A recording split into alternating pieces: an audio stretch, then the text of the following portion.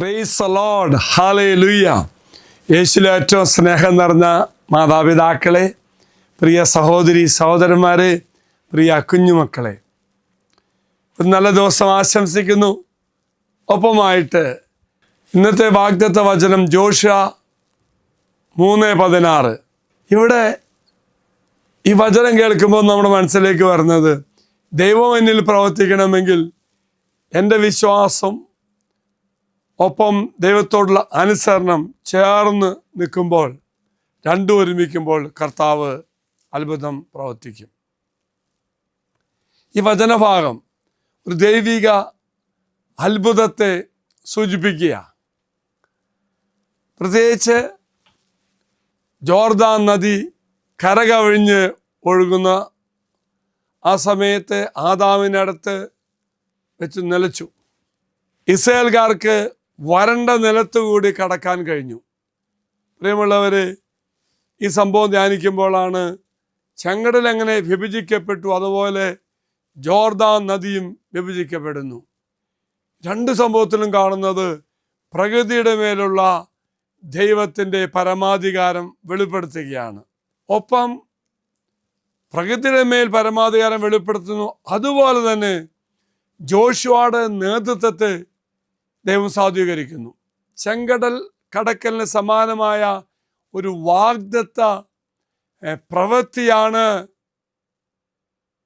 ദൈവിക ഇടപെടലാണ്, ദൈവത്തിൻ്റെ ശക്തി വെളിപ്പെടുന്ന ഒന്നാണ്. പ്രിയമുള്ളവർ, ദൂരെ ഒരു അണക്കെട്ടിനെ പോലെ വെള്ളം ഉയർന്നു നിൽക്കുന്നു. കൊയ്ത്തുകാലം കഴിഞ്ഞുകൊണ്ട് വലിയ വെള്ളപ്പൊക്കം പോലെ വരുന്ന അവസ്ഥയായിരുന്നു. ഈ സാഹചര്യത്തിലാണ് ദൈവം തൻ്റെ മക്കൾക്ക് ഭാവിയിലേക്ക് എത്തി നോക്കുന്ന കാനാൻ ദേശത്തേക്കുള്ള വഴിയൊരുക്കുന്നത്. പ്രകൃതിയുടെ മേൽ അധികാരമുള്ള കർത്താവ് ജോർദാൻ നദിയെ വിഭജിച്ചു. നമ്മുടെ ജീവിതത്തിലും ഈ തരത്തിൽ ഭാവിയിലേക്ക് നമ്മൾ എന്താകുമെന്ന് നോക്കുന്ന അവസ്ഥയിൽ അതിനുവേണ്ടി കർത്താവ് വഴിയൊരുക്കും. ഹല്ലേലൂയ. അങ്ങനെ വഴിയൊരുക്കുന്ന കർത്താവിനെ നാം തിരിച്ചറിയുന്നുണ്ട്.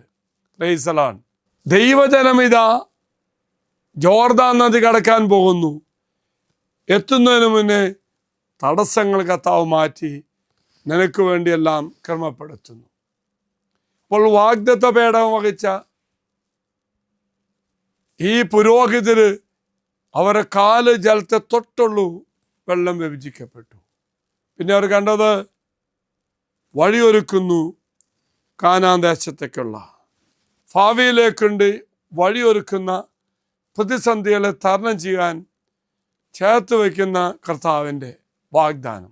കൂടാതെ പ്രിയമുള്ളവർ, വാഗ്ദാനത്തിൻ്റെ പൂർത്തീകരണം മരുഭൂമിയിൽ അലഞ്ഞു തിരിയുന്നതിൽ നിന്നും വാഗ്ദത്ത ദേശത്തേക്ക് പ്രവേശിക്കുന്നതിനുള്ള പരിവർത്തനത്തെ ആ നിമിഷം കർത്താവ് സൂചിപ്പിക്കുക.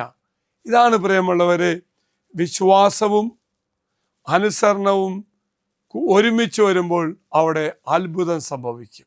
ഓർക്കുക പ്രിയമുള്ള സഹോദരി സഹോദരന്മാരെ, ഭാവിയെ ഞാൻ പ്രത്യേകിച്ച് നമ്മുടെ മക്കള് നമ്മൾക്ക് എന്താകുമെന്ന് ചിന്തിച്ചിരിക്കുമ്പോൾ നമ്മൾ ആ ചിന്ത, നമ്മുടെ ആഗ്രഹം ദൈവത്തിന് കൊടുക്കുന്നു. ദൈവം വഴിയൊരുക്കും. എനിക്കൊരു ദൈവം വഴിയൊരുക്കും. കാനാൻ ദേശത്തെത്തുവാൻ നമുക്ക് നല്ല കാനാൻ ദേശമാകുന്ന ജോലി, പഠനം എന്തുമായിക്കൊള്ളട്ടെ, അത് നീ സ്വപ്നം കാണണം. അങ്ങനെ സ്വപ്നം കാണുന്ന കാനാൻ ദേശം നിന്റെ ജീവിതത്തെ ഏറ്റവും കംഫർട്ടായ ഒരു അവസ്ഥയാകാം.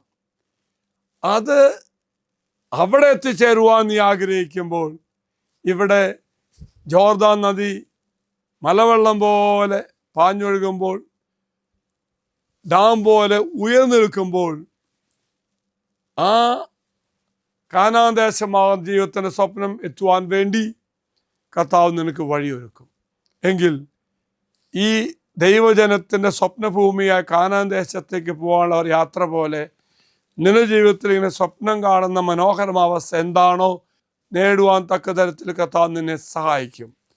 നിന്റെ സ്വപ്നങ്ങൾ ഇതായി വാഗ്ദത്ത പേടകത്തിലേക്ക് സമർപ്പിക്കും.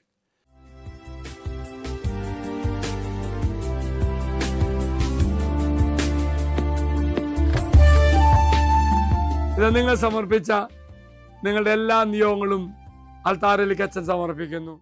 ദൈവം നിങ്ങൾ അനുഗ്രഹിക്കട്ടെ എന്ന് പ്രാർത്ഥിക്കുന്നു.